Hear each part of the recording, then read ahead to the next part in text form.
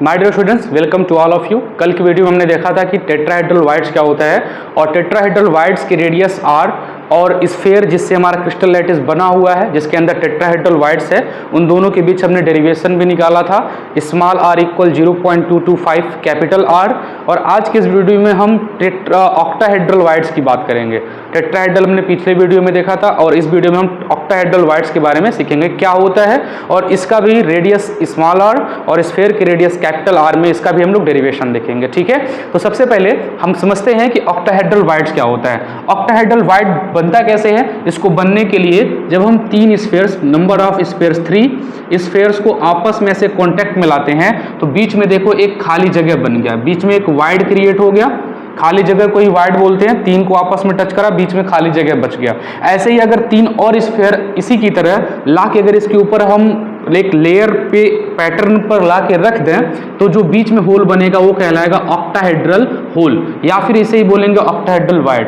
यानी कि तीन नीचे रखना है, तीन के ऊपर लाकर तीन और रिपीट कर देंगे, मतलब सेकेंड लेयर जब इसका बनाएंगे तो बीच में जो होल बनेगा वही क्या कहलाएगा, ऑक्टाहेड्रल होल या फिर ऑक्टाहेड्रल वाइड। जैसे कि यहाँ पर भी आपको दिखाया भी गया है, इसी को आगे बढ़ा करके कि जो तीन है, तीन बीच में जो खाली जगह बचा हुआ है इसी के ऊपर तीन ला के रिपीट कर देते हैं तो ऑक्टाहेड्रल वाइड बनता है और इस होल को ऑक्टाहेड्रल होल कहते हैं। और ऑक्टाहेड्रन कैसे होता है तो उसका जो स्ट्रक्चर होता है वो कुछ ऐसा होता है। ऑक्टाहेड्रन का मतलब ये होता है जिसके अंदर 8 फेज हो। ठीक है ना, ऑक्टा का मतलब क्या होता है, 8 होता है ना, हम लोग मैथ 8 प्रो ऑक्टा नोना डेका ये तो जानते हो गया आप। तो उसमें जब ऑक्टा बोलते हैं तो 8 बोलते हैं। ऑक्टा का मतलब 8, तो वहां पर 8 फेजेस होते हैं तो इसलिए उसको बोलते हैं ऑक्टाहेड्रन। ये जो गिवन फिगर है, इस फिगर में अगर हमें ऑक्टाहेड्रल वाइड्स पता करने हैं यानी कि नंबर ऑफ ऑक्टाहेड्रल वाइड्स, इसके लिए फार्मूला होता है number of octahedral voids equal n। यही फार्मूला होता है, number of octahedral voids equal n। जहां पे जो हमारा n है, where n equal number of lattice point और स्फीयर या फिर कहीं कहीं पर एटम भी दे सकता है और एटम्स। ये जो n है वो नंबर ऑफ लैटिस पॉइंट है। जैसे कि अगर एक कोई क्रिस्टल लैटिस बनता है, जैसे कि एक सिंपल सा मैं क्यूबिक क्रिस्टल लैटिस बनाता हूं तो आपको पता है क्यूबिक क्रिस्टल लैटिस में ऐसे कितने फेजेस होते हैं, कितने पॉइंट होते हैं, 8 पॉइंट होते हैं। तो यही इसे लैटिस पॉइंट बोलते हैं। ये जो एटम्स है ना, ये जो इंडिकेट करते हैं, इन्हें पॉइंट से दिखाते हैं, इसे क्या बोलते हैं, लैटिस पॉइंट बोलते हैं। तो वही जो है n है, नंबर ऑफ लैटिस पॉइंट है, या फिर स्फीयर बोल सकते हो। इसे एक गोले की तरह दिखाया गया तो स्फीयर भी बात वही सेम है, एटम है बात वही सेम है। यानी कि लैटिस पॉइंट दे रखा हो, स्फीयर दे रखा हो, एटम दे रखा हो, तो एग्जैक्ट जितने नंबर ऑफ एटम, जितने नंबर ऑफ स्फीयर होंगे वही क्या होंगे, उसके नंबर ऑफ ऑक्टाहेड्रल वाइड्स होंगे। इसका जो कोऑर्डिनेशन नंबर होता है यानी कि coordination number of octahedral wide, coordination number of octahedral wide. तो जो कोऑर्डिनेशन नंबर होता है ऑक्टाहेड्रल वाइड का होता है 6। कैसे 6 होता है, एक बार यहाँ देखो आप, ये जो वाइड है, ये जो होल है, कितने लोगों से टच कर रहा है। तो देखो 3 तो ऊपर वाले से टच कर रहा है, 3 नीचे वालों से टच कर रहा है, यानी कि 6 लोगों के कांटेक्ट में है या 6 लोगों के कांटेक्ट में है। 3 ऊपर से टच कर रहे हैं और 3 ये पीछे वाले टच कर रहे हैं। ऊपर वाले ये तीनों हो गए, ये तीनों, और पीछे वाले भी तीनों टच कर रहे हैं। तो टोटल 3 ऊपर 3 नीचे 6 लोगों से टच कर रहा है, इसलिए कोऑर्डिनेशन नंबर कितना होगा ऑक्टाहेड्रल वाइड का 6 होगा। ठीक है, अब इसका आप एक स्क्रीनशॉट ले लो, फिर हम लोग इसका डेरिवेशन देखते हैं। ले लिया, ठीक है। अब सेकंड हम लोग देखेंगे radius octahedral void small R और स्फीयर की रेडियस कैपिटल आर में डेरिवेशन, और देखते हैं क्या फार्मूला हम लोग फाइंड करते हैं उस डेरिवेशन से। तो एक न्यू हेडिंग बना लीजिए। हेडिंग है हम लोग का, है जो हेडिंग है वो है रिलेशन बिटवीन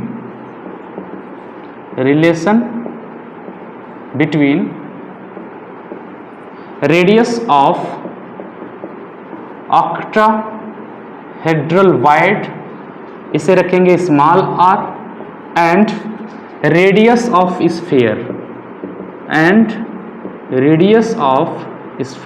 और रेडियस ऑफ स्फीयर या फिर रेडियस ऑफ एटम को क्या मान लेते हैं, कैपिटल आर। एक चीज देखो, अगर ये जो हमारे पास ऑक्टाहेड्रल वाइड जो इन 6 को आपस में ऐसे रिपीट करने पर बन रहे हैं, ये जो 6 पैटर्न हम आपस में रिपीट कर रहे हैं, 6 एटम्स को लेकर रिपीट कर रहे हैं, ठीक है, इन्हें क्या ऐसे लिखा जा सकता है क्या कि 1 2 3 एंड 4, और एक इसके ऊपर हो और एक कहाँ हो, नीचे।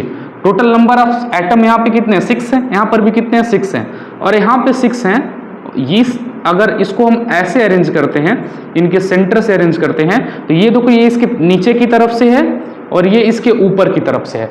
मतलब 4 एक सिंपल प्लेन में मिलकर एक स्क्वायर बना रहे हैं, एक नीचे से और एक ऊपर से। स्ट्रक्चर कुछ ऐसे है जैसे अगर आप sp3 वाले कॉन्सेप्ट में हाइब्रिडाइजेशन में आपने ऑक्टाहेड्रल पढ़ा होगा तो आपको पता होगा, अगर ये हमारे पास 4 हो गए और कोई एक एटम यहाँ पर है तो ये इनके साथ कुछ ऐसा स्ट्रक्चर बनाता है, एक नीचे भी होगा तो ये ऐसे बनाता है, और इसे ही क्या बोलते थे हम लोग, ऑक्टाहेड्रल बोलते थे। ऐसे कभी स्ट्रक्चर देखा है ऑक्टाहेड्रल का, ऐसे ही क्या होता है, ऑक्टाहेड्रल होता है। तो यहाँ पे यही बन रहा है और यहाँ पर भी ऑक्टाहेड्रल ही था। ये एग्जैक्ट पैटर्न जो मैं यहाँ पे बना रहा हूँ, इसे जब आप प्रैक्टिकली छोटे छोटे बॉल को लेकर आपस में अरेंज करोगे तो वो एग्जैक्ट दिखने भी लगेगा कि हाँ ये एक स्क्वायर बन रहा है, और ऐसा लग रहा है कि नीचे से एक आ रहा है और एक ऊपर से आ रहा है।